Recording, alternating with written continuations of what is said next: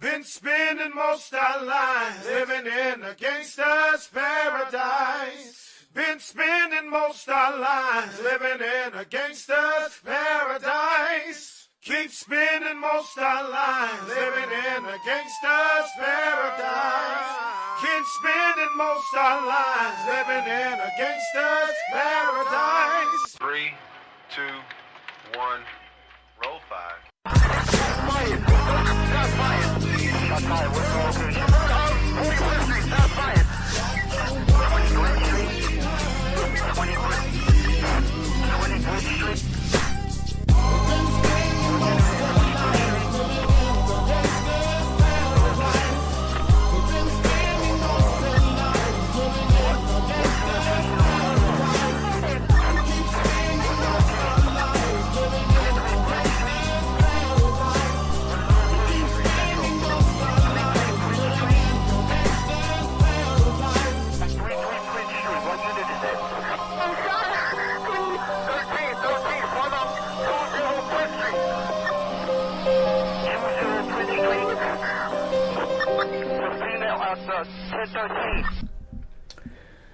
In the name of the Father, and of the Son, and of the Holy Ghost. Amen. Good evening, friends, and welcome to the 81st episode of Crime and Punishment, a legal podcast. You know what I have said for 80 episodes now? This is a legal podcast, not a political podcast. The official podcast of the Invictus Law Firm, PA, a criminal defense law firm in Orlando, Florida. But that entire intro appears to be out the window. I don't know how we can be in modern America at this point and pretend any longer that law and politics are not one and the same. We have thrown that right out the window. Good evening from the East, everybody. Good to see that the chat is working. I called this Midlife Crisis because last Monday I turned 40. So today is the 6-year anniversary of the Unite the Right rally in Charlottesville, Virginia. All I can say about that, last Monday I turned 40, and I awoke at 5 in the morning, and it wasn't even as though I started thinking consciously. It was, I awoke to the thought, buried in this thought, that there is no future, that there is no more becoming, that life is present, and that life is the total summation of all past choices. And this is the hour. There is no coming hour. There is no future. It just is now what life is. That was a crushing realization. So I've got a fight at the end of the month. Whole bunch of other stuff, but also in conjunction with this, maybe the planets have aligned or something, but the country is absolutely spiraled out of control. Maybe you've seen it in the news, I don't know. Obviously, I have not been here for the past month and a half because I was in jail. Again, can't say anything more than that, but that's where we've been, and that's why the show is not broadcast. So we're back tonight. Looks like my son is in the audience. We are super late tonight because my daughter's in the house. She made us late. Not only was she working late, I was ambushed into meeting her boyfriend tonight. Boy, so many things adding up to this midlife crisis. So since my son's in the audience, let me talk about this incident that happened today. My son calls me. We just happened to be at the same Barnes & Noble at the same time today. And he asks me, after we both left for whatever reason, instead of just asking me while we were there, he asked me, should I buy this book on modern existentialism? Because my son is huge into philosophy. Recently been reading everything Kierkegaard has ever written. And I said no. Why in God's name would you buy a book on modern existentialism? And so, in uncovering that through the Socratic method, there's my other son. So I got both twins in the audience tonight. Watch out, everybody. Midlife crisis in real time, because they will be adults next month. God help us all. So I said, no, of course you should not get a book on modern existentialism. The only existentialists that are even worth your time reading would be Kierkegaard and Nietzsche. And if you're going to read Nietzsche, you might as well just read the pre-Socratics, because that's what he is. He's just an anti-Christian pre-Socratic, right? And it brought to mind, maybe I should go into this again. I've given reading lists in the past on this program. But my advice to my son was, if you're going to learn philosophy, why don't you learn from the actual philosophers, like Aristotle, Plato, like Thomas Aquinas, medieval philosophy, like Augustine, Ambrose. There are heavy hitters out there that are real philosophy. They have substantive things to say. And by the way,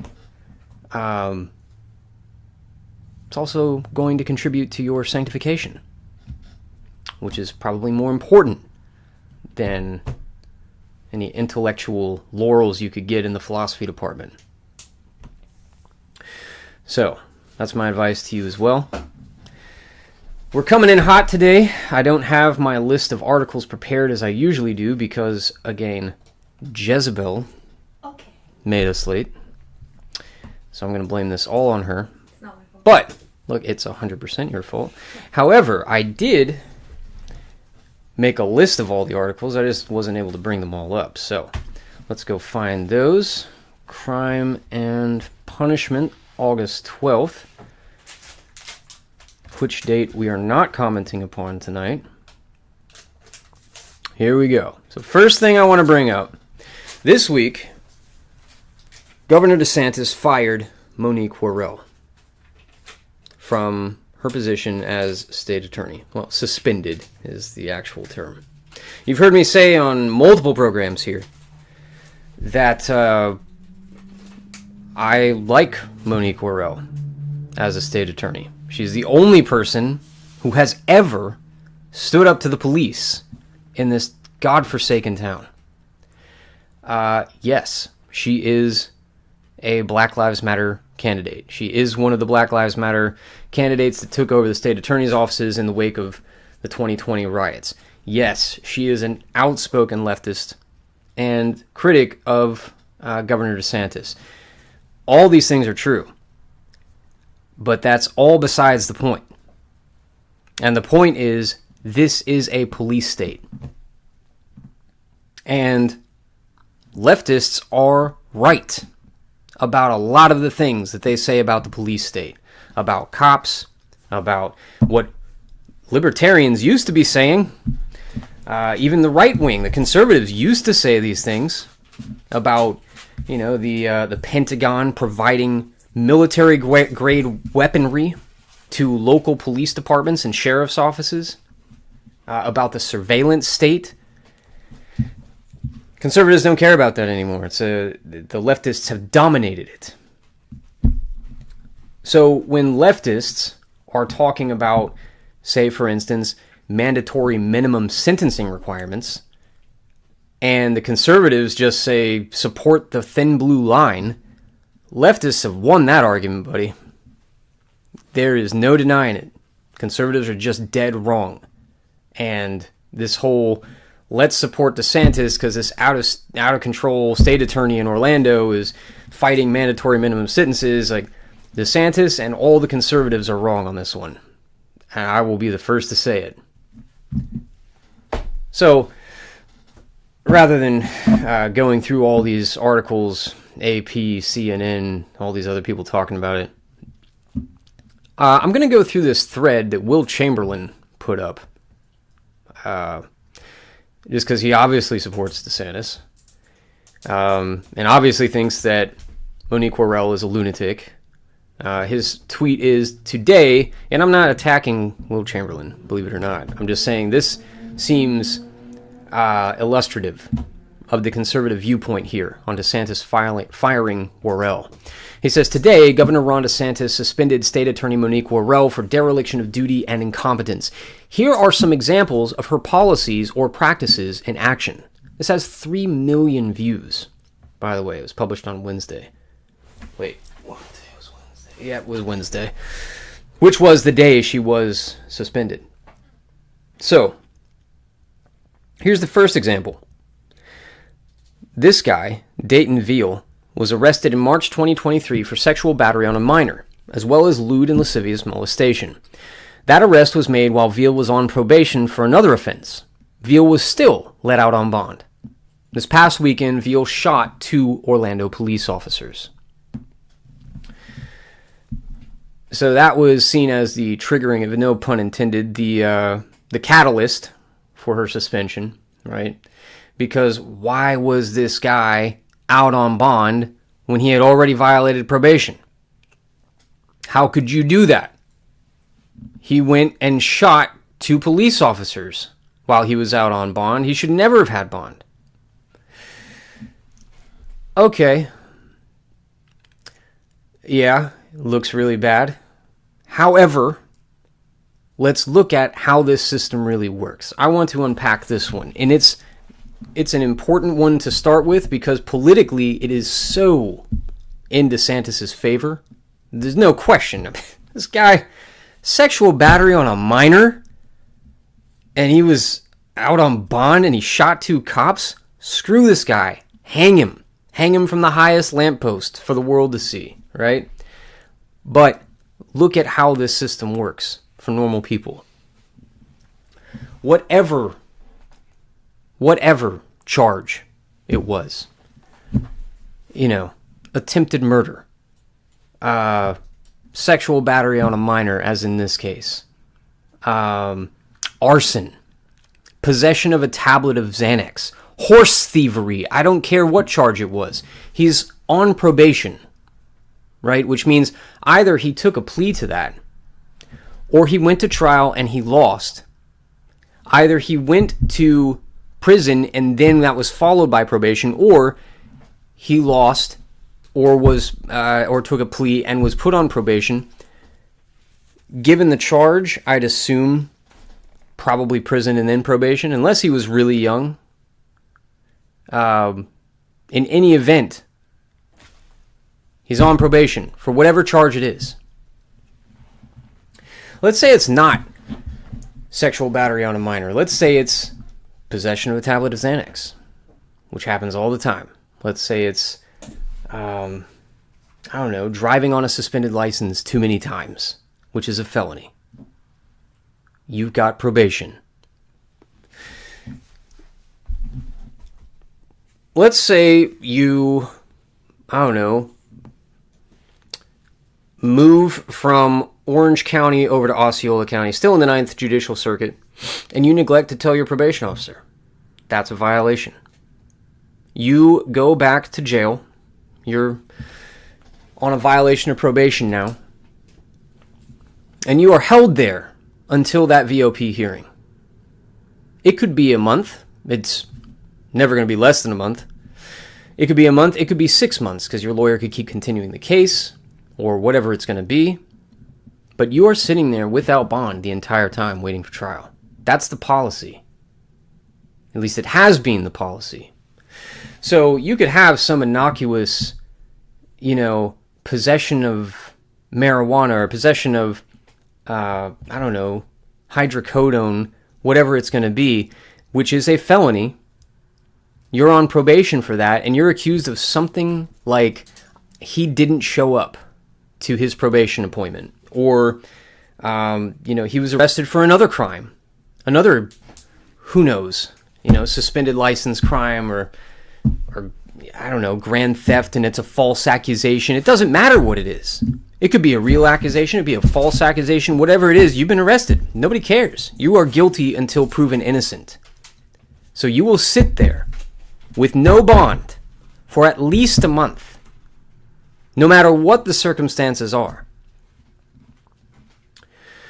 This whole tough on crime thing seems like, oh yeah, screw these guys. But That's only until you realize how corrupt this system really is. Let's say, for instance, it's domestic violence.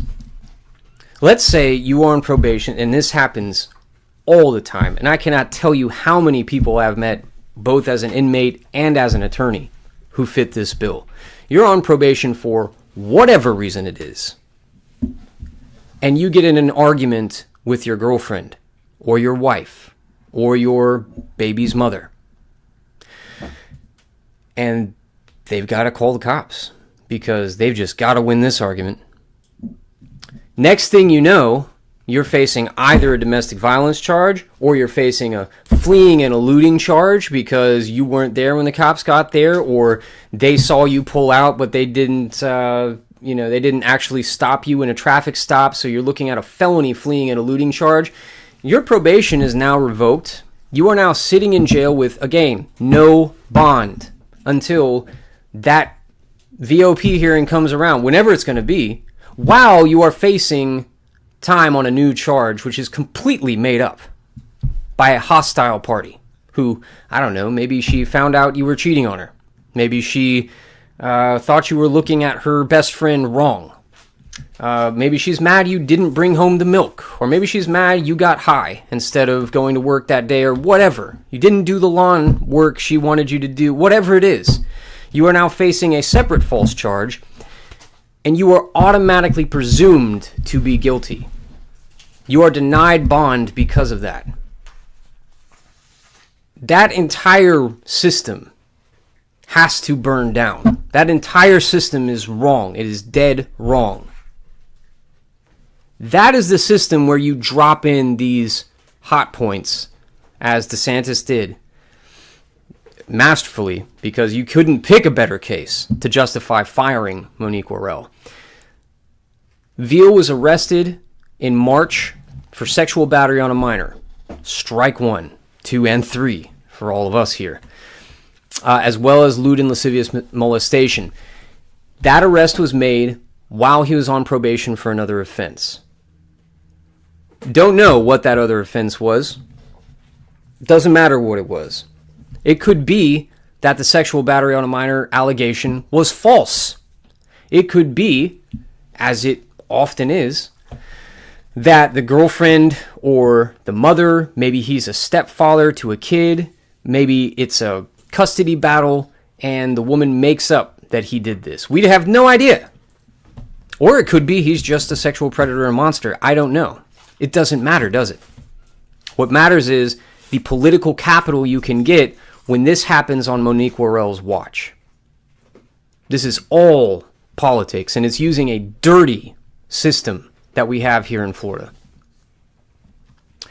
So the arrest was made while Veal was on probation for another offense, which we don't know what it was. Veal was still let out on bond. That is a policy that should be statewide, as a matter of fact.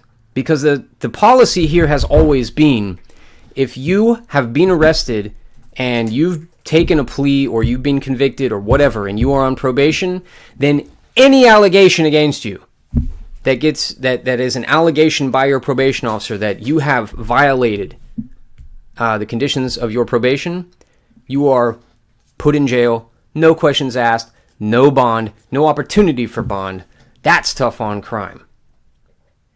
It's insane. This past weekend, Veal shot 2 Orlando police officers, and that's how that tweet ends, except he also has the screenshot from Fox News. Florida man killed in shootout with police was out on bond after allegedly sexually assaulting a girl. Now, to my understanding, again, I did not talk with Worrell. I've actually never talked with Worrell, believe it or not.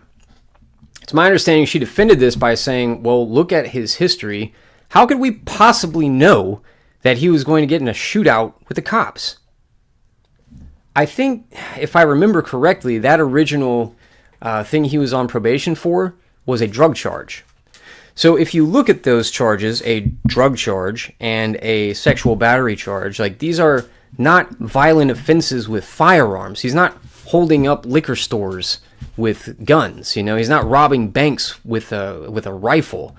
Who could possibly know that with a background like that, you're going to get in a shootout with police and shoot 2 cops. It just is a logical leap you cannot make. Kind of like saying, well, look at this guy. He evaded his taxes and he was caught with marijuana. And then he turned out to be a serial killer too. Like, you can't make those things connect. This was totally unforeseeable and had nothing to do with the policy of letting people get bond when they have been on probation, which was not a freebie either, because like I said, I've known a lot of people who, even under Worrell, were not just automatically granted bond again.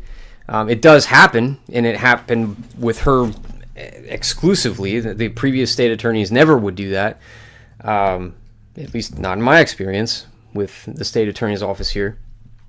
But it wasn't automatic, because there were people in there who were denied bond because they were on probation and then were alleged to have committed another offense.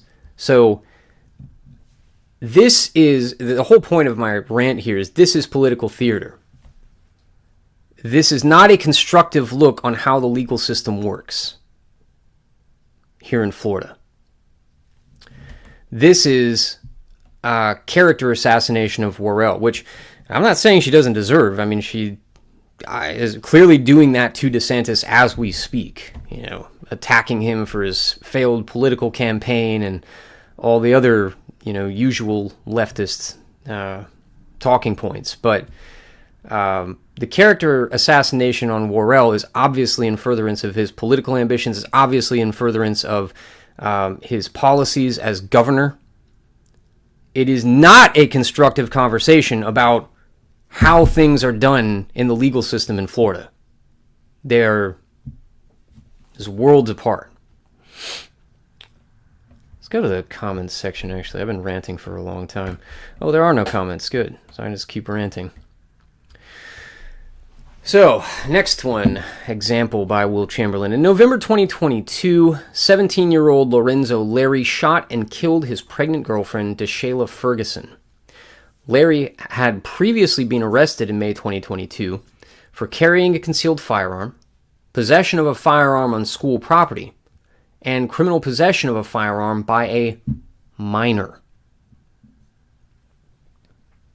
So, here they're telling you Monique Worrell is, incompetent and dereliction of duty and incompetence. That's why she was fired, right? Because what she should have done was completely destroy this young man's life. He was 17 in November 2022, which means in May 2022, he may well have been 16. At the most, he was 17. Carrying a concealed firearm, possession of a firearm on school property, and criminal possession of a firearm by a minor, which is 3 ways of charging you with the same bloody thing. You've got a gun on you, and they got 3 different charges on you. Carrying a concealed firearm, number 1. Number 2, possession of a firearm on school property. Number 3, criminal possession of a firearm by a minor. Just 3 different ways of saying the same bloody thing. Of course, Will Chamberlain has to expand upon that. He has to list all 3 because that makes it look really bad. But really, the kid took a gun to school, which, hey, not defending that. Obviously, that's horrible. Yes, he should have been prosecuted. I get it. This is unlike the previous case because he actually did have a firearm crime and then shot and killed his pregnant girlfriend. Now, what should Worrell have done? Should she have just thrown this kid in prison for the maximum term of years and just destroy his life at 16 years old?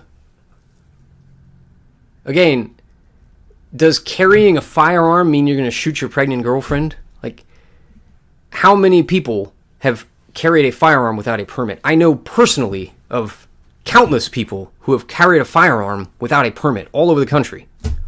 They know it's illegal, and yet they do it anyway because things are so out of control that they would rather take a charge than die, right?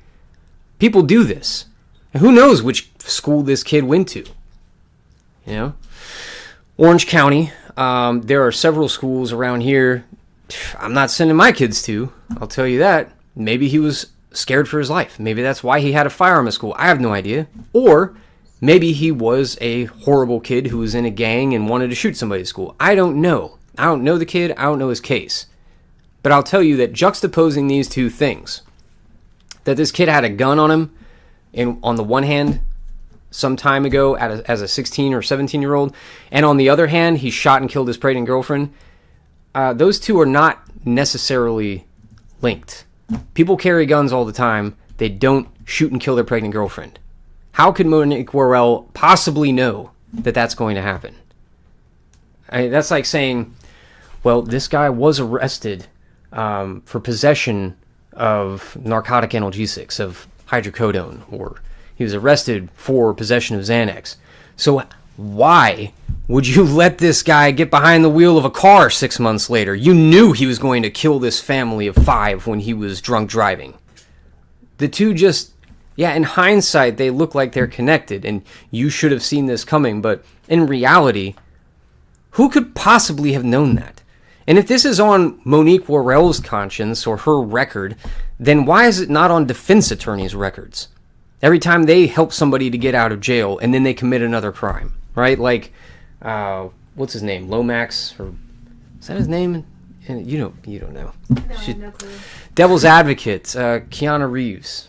Kevin Lomax gets this pedophile free and clear at the beginning of the movie, and then turns out, spoiler alert, after he's become a success in New York City, that guy has been found with the body of a child in his trunk.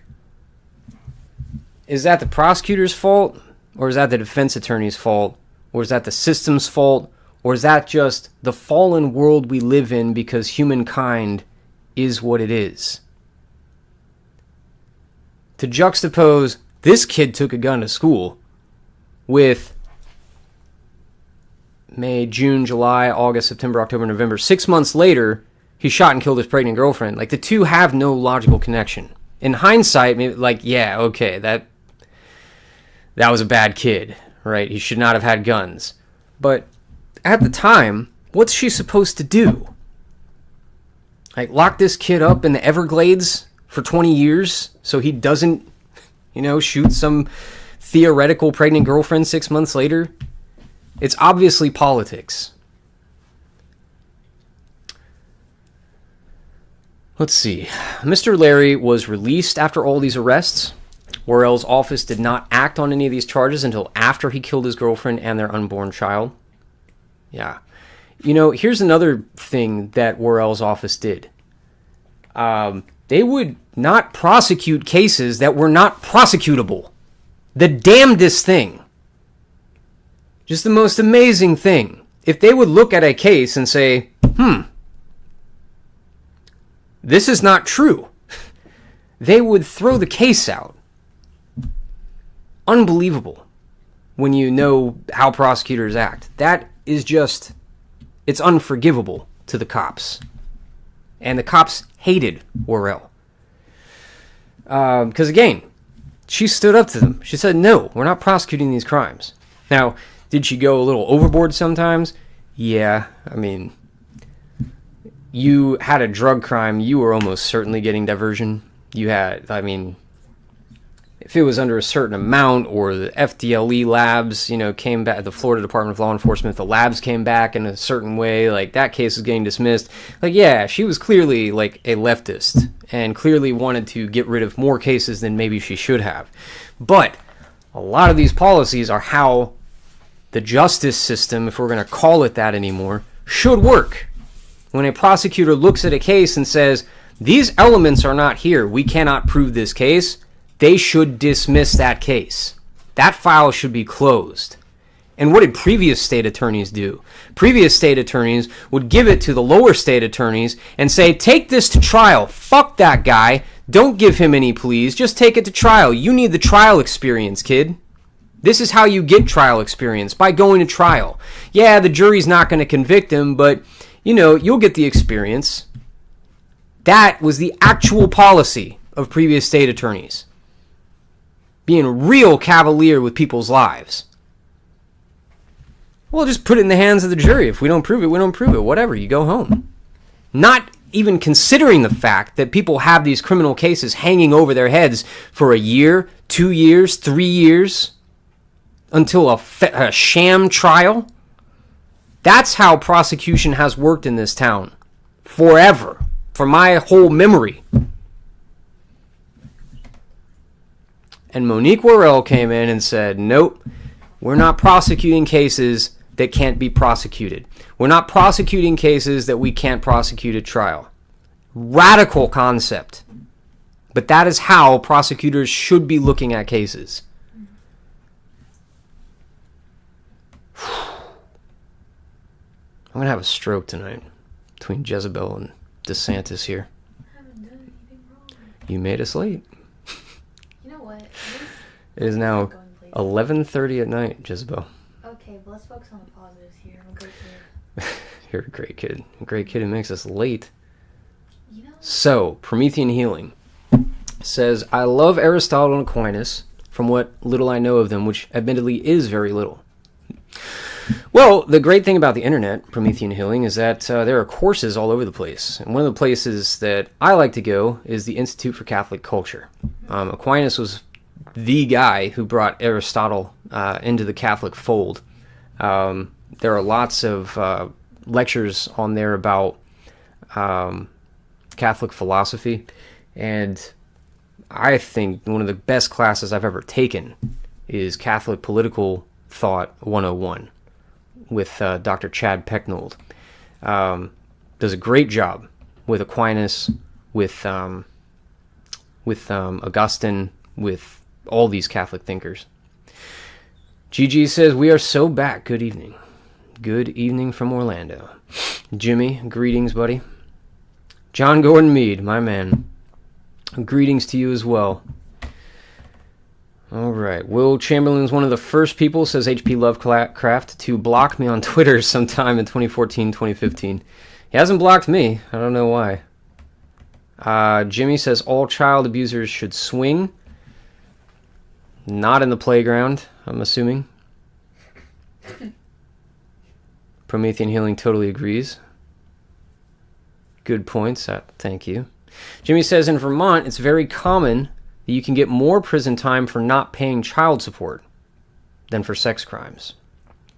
Yeah, it's not just Vermont. I don't know about that particular juxtaposition, but yes, for not paying child support, you can get more time than for a lot of things in a lot of states. It's one of those baffling things about law. So one thing in that neighborhood is like you, I don't know, you're convicted of a felony, right? And they suspend your driver's license for it. Yet you're supposed to go to the probation office and you're supposed to pay all these things, you got to pay classes, you got to pay fines, you got to pay your probation, you got to pay for the drug test, you got to pay all these things, but you're not allowed to drive to work. That just is insane. Makes absolutely no sense. Same thing with the child support issue. Like, you're being arrested and jailed by a writ of the court for not paying child support. How are you supposed to pay child support if you're in jail for the next 60 days? Just baffling. Not that people shouldn't pay their child support or, should commit felonies and just be allowed to do whatever they want, but the policies enacted to supposedly punish these people or, even more amazing, rehabilitate them, they're just out of this world. Crazy. Jimmy says, unfortunately, Vermont is called Little Cali for a reason, whereas woke is Cali in New York. Sorry, buddy. Wouldn't know. Things are, despite my disagreement with DeSantis on this particular issue of suspending Worrell, Florida seems like it's the only sane place in America anymore. Golly. Promethean Healing says also, how often are false charges used as pretenses for victimizing members of Westernkind or anyone who cares about us? I think it's axiomatic at this point that false charges are brought against political dissidents. Yeah. Or against political opponents of whatever stripe. Right?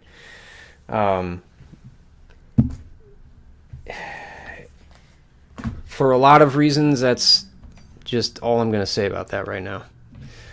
And then, thank you for speaking to my comment. Have you heard of traditional Latin masses? I'm sure you are, since they are much healthier and older, and you are well educated about these types of topics. Well, thank you for the kind words. Yes, we all attend the traditional Latin Mass, as a matter of fact. The whole family here. Actually, that's Jezebel and I are going in the morning with the rest of the family, who are not here at the office with us, obviously for different reasons. But yeah, we go to the traditional Latin Mass, and if you're Catholic, I would strongly recommend you look into the Second Vatican Council and just find the Latin Mass, right? Done episodes on that before on this program, as a matter of fact. H.P. Lovecraft says prisons like civilized inmates to work at their labor shops. Yeah. I keep saying I'm going to do an episode on that, on the private prison system in America. Freest country in the world, baby. USA. We also have the highest incarceration rate in the world. Think about that. The highest incarceration rate in the world. At last I checked, I think we have 5% of our entire population in America incarcerated. That is such a monstrous number. And when you understand how these convictions are made, or what people are incarcerated for, the sheer infinitude of crimes in this police state, it's criminal. It's an atrocity against the American people. The U.S. does not keep political prisoners, says Jimmy. I'm not going to comment. Jimmy says he attends traditional Latin Mass at St. Anthony's. How about that? St. Anthony's in North Carolina? In Charlotte? There's no way, man. What a small world. All right, so that's basically our comments for tonight. I've got a lot of other stuff. Let's go back to Will Chamberlain. Let's see what else he's said about that. After Worrell took office in 2021, she declined to prosecute 5 charges and had adjudication withheld on those remaining. What case is this? 2018, Jasir Dobson invaded a home in Orange County and robbed the occupants at gunpoint. He was charged with multiple counts of armed burglary with a firearm, robbery with a firearm, and false imprisonment, carrying a 10-year mandatory minimum and a maximum of life in prison. Okay. And then, after Worrell took office, so this happened under Aramis Ayala, the previous state attorney. When Worrell took office in 2021, 3 years later, she declined to prosecute 5 charges and had adjudication withheld on the remaining charges. Dobson is not considered a convicted felon and can still legally possess a gun. Dobson was sentenced as a juvenile and received only 51 weeks of jail time. Okay. Now, that's the whole commentary on Dobson here. Let's unpack just how rabid and unfair this is. This is like neocon crazy, all right? We don't know the circumstances concerning Dobson. Will doesn't know, and I don't know. I don't know Dobson. Will doesn't know Dobson. And yet, Will sees this and thinks, well, all of these allegations must be true. He was arrested. He's charged with all these horrible things. And this woman, she just drops these charges and withholds adjudication on the rest? How could she? Look at all these things the cops are saying he did.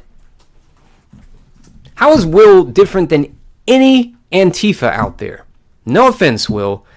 but this is retarded. The fact that you see this in a police report means Dobson actually did all this. No idea. I haven't looked at the case. But neither of you will, and you know it. To make this kind of judgment because DeSantis says that this was a bad call, or because the cops said this is what happened, you are the problem. It could be that Worrell saw this case and said, by the way, Will doesn't point this out until the very end, he was a juvenile. This is a kid we're talking about. Maybe he did break into the home. I don't know. Maybe he did rob the occupants at gunpoint. I don't know. The point is he's a teenager, right? That automatically changes the calculus here. This is not a full-grown adult. Automatically, we are talking about a completely different set of circumstances. We're talking about a kid, right? If this happened. But in a case like this, where she drops all these charges, why would she do that? Maybe it's because she's an insane leftist. Maybe it's because it's all BLM, messaging and revolution. I don't know. Or maybe it's because the cops did a horrible job, or this didn't really happen, or it didn't really happen the way that these people said it did, or who knows? Maybe the other people were criminals who were lying about him. I don't know, and neither does Will. But I'll tell you one thing that makes a lot of sense. If he is charged with a crime that carries a 10-year mandatory minimum sentence, that might not register with most of you in the audience. That here in Florida means that there is no discretion by the judge. The judge cannot say, well, he's juvenile, and here are the mitigating factors, and whatever it is. No discretion whatsoever. He has to sentence him to at least 10 years. There's no gain time. You earn no time for good behavior or for working or for anything like that. It is 10 years, day for day. No matter what the circumstances were, that is how Florida's legal scheme is set up.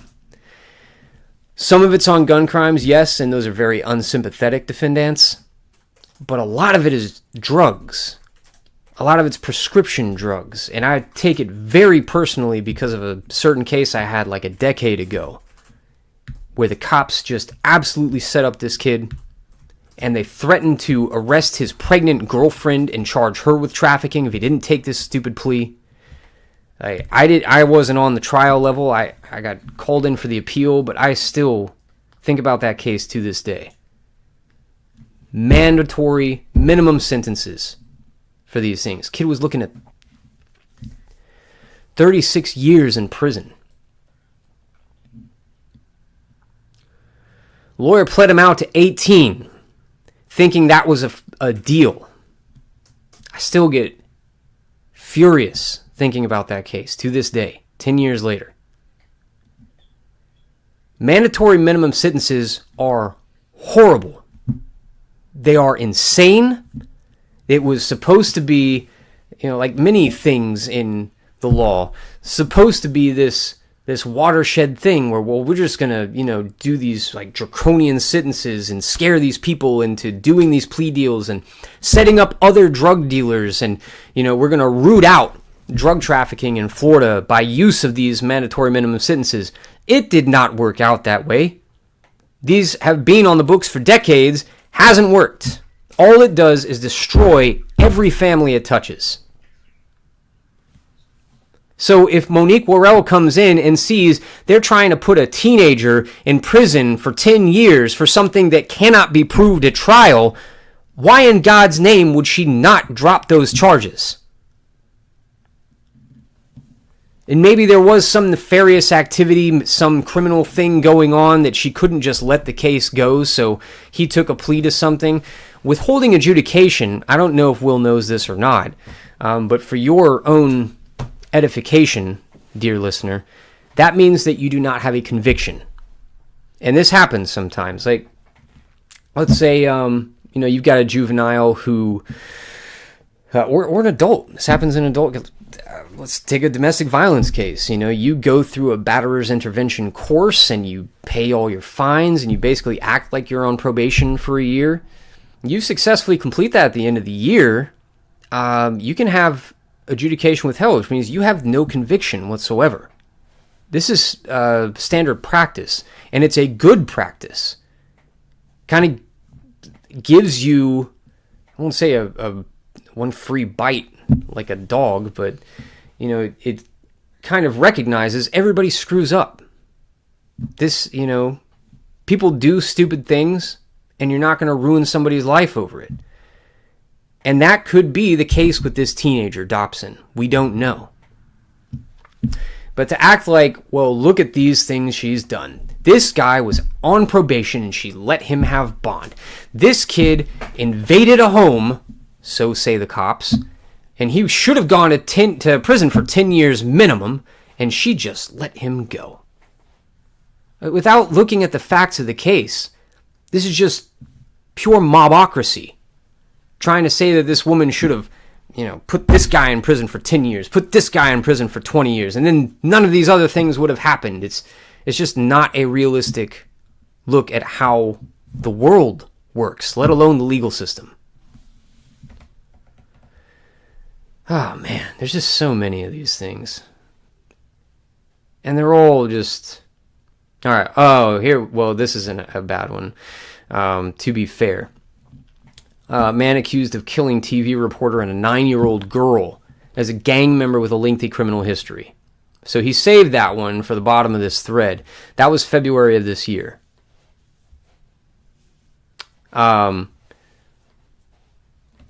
So yeah, we'll include that for the sake of fairness, right? And I'd point also, now that we're ending the program, to Tucker Carlson's recent interview with the police chief in D.C. What I find interesting about it is not all the insanity that happened that this police chief is talking about, or at least things where he concludes that somebody set this up. Nothing was right about this, and it appears to be a setup. What's interesting to me is not all that. What's interesting to me is that Tucker Carlson had this guy on and gave him the floor, because Carlson's whole thing this time has been like, you guys are blowing this thing out of proportion. You're making a mountain out of a molehill. But this guy was on there saying this was an attack on the Capitol. These were actual terrorists in the crowd. He was saying, I don't think the FBI was instigating this or acting as agent provocateurs. He was completely against Tucker Carlson's whole narrative. I think that's the interesting part. That it shows the integrity that someone like Carlson would have, having this guy on here, saying the things that Tucker does not agree with, and yet giving them the floor, because at bottom they do share a core belief, which is something was very wrong with this whole thing, and it does look like a setup. So I'll give Will Chamberlain that one, in that spirit of Tucker Carlson, the spirit of fairness.